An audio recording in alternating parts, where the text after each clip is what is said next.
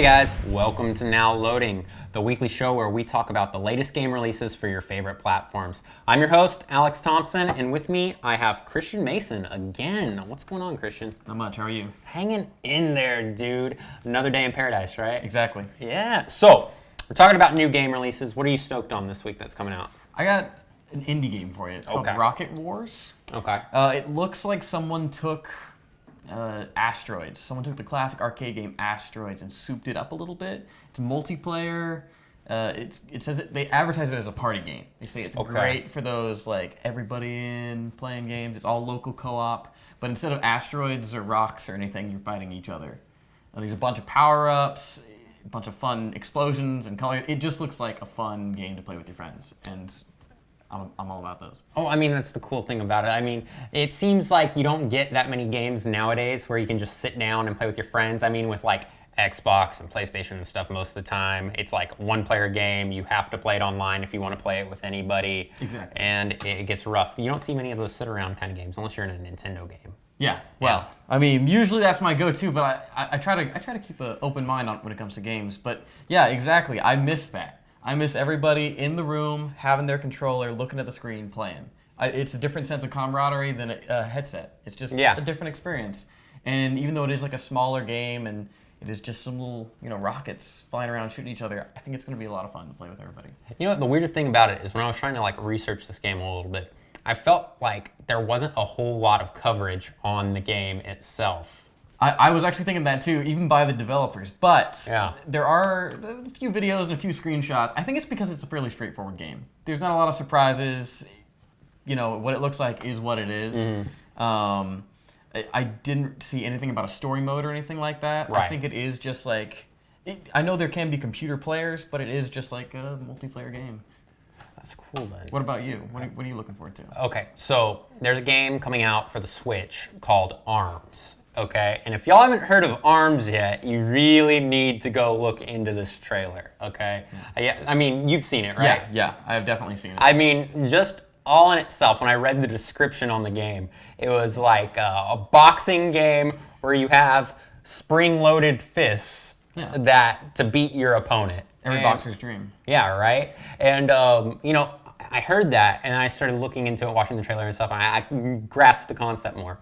But in my head, it seemed like, since it's for the Switch, it seemed like the Switch's version of Wii Boxing. Yeah, I was thinking something really similar. When I first saw it, I was actually really disappointed because I know this is relatively early in the Switch's life cycle. Right. And I was like, why are we getting a Wii Sports Boxing game this early? We don't need that. We need some Mario, we need some more Zelda, we need the big names. But actually, as it's gone on, I've followed it pretty closely, and I had no intention of buying it. But after what I've seen, it actually looks really fun. Yeah. There's some crazy characters, and looks like some fun ways to like customize it. So I don't know. That was one of the cool things I saw it because it looked like you could switch out boxing gloves and stuff. Like it showed one where it was like 3 punches going at one time, and there's one, and there's like these big boss guys that it looks like you play against, where they have like saws for hands and stuff. And it got a little out there, but I'm wondering if this is like, because I know they did like, what is it, 1-2 switch or whatever. Right. I wonder if this is like another one of those demonstrations, be like, look at our motion device stuff, Yeah, I think the 1-2 switch took care of. I'm hoping 1-2 switch took care of the look at what our controllers can do. This looks like a little bit more of Nintendo's take on the fighting game. They've never been that much into competitive gaming, but like as the years have gone on, we've seen that go up, especially the Smash Bros. And things. So this could be their take on like a Tekken. Yeah. I mean, I don't know for sure, because I know Pokken Tournament was a thing, and I think that might actually be making its way over to the Switch, but for the non-Pokemon fans, this looks like it could be, something fun to try out. Well, I was going to say, it's kind of got like that Nintendo vibe to it. Everything is colorful and happy, and I mean, it looks like something that you could play with your kids, or you could, have a few drinks with your friends and have a really good time as well. Yeah. Which is really cool. But it's coming out this week on June 16th. Nice. So it's coming. It's coming.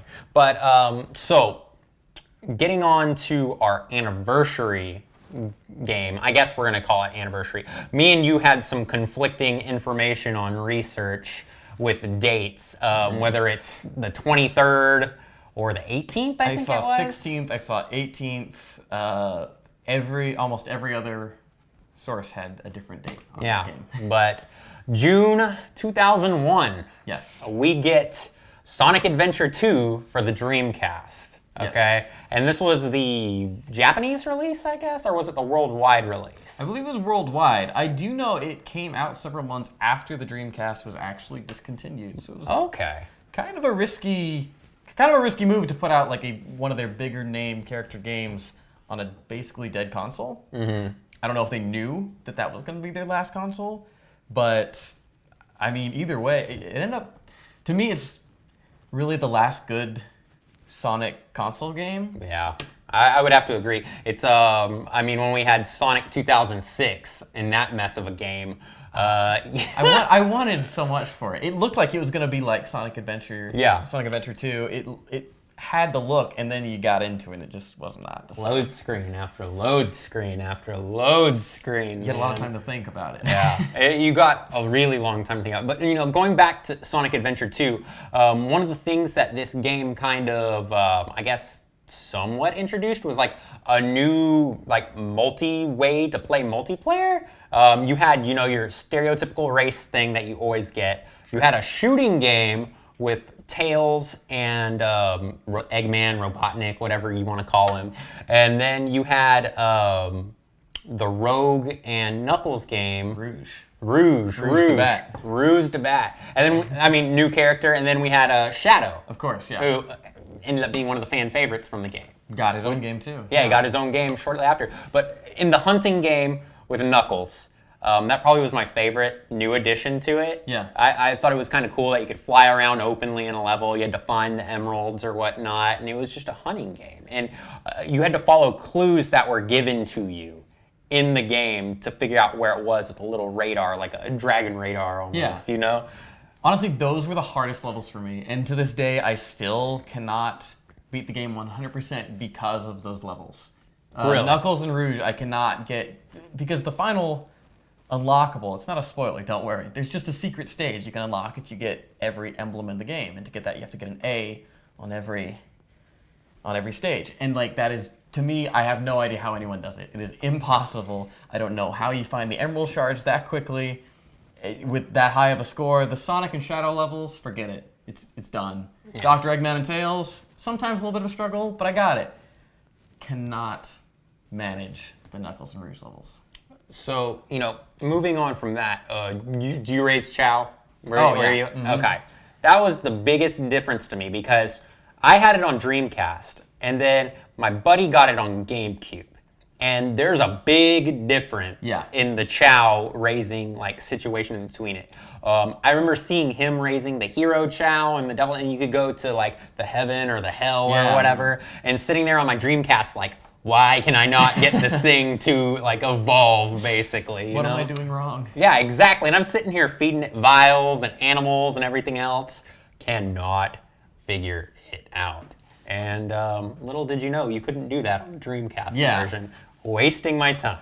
It was, I mean, not technically DLC, but I guess it was a great addition to the next version of the game.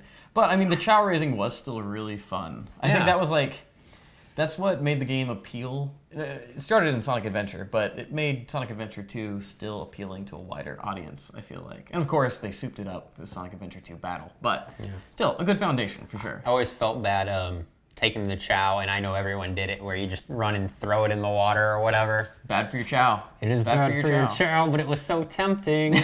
I'm sorry. I guess if they could swim, it wasn't that big a deal. But... Yeah. Well, that, and then in the multiplayer level with the Knuckles and Rouge too, you could pick up the little instruction guys and throw them off the level or whatever. Right, yeah, it's the equivalent of in Mario 64 when you take the penguin and you want to drop it off the level. That penguin.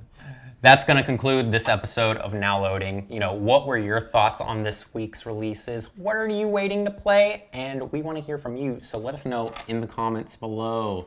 Guys, also, check out our YouTube to subscribe and get alerts. It's important. We'll give you new stuff all the time. It's not just Now Loading, but it's Nerd Portal, Jump Scare, a bunch of other stuff. Also, be sure to check out popnerdtv.com for the latest news on gaming. And also, go check out our Patreon and support us. Please, we need the support. Yeah, It's true. It's true. Every little bit helps, I guess. Yeah. Well, guys, also, one more thing. I almost forgot.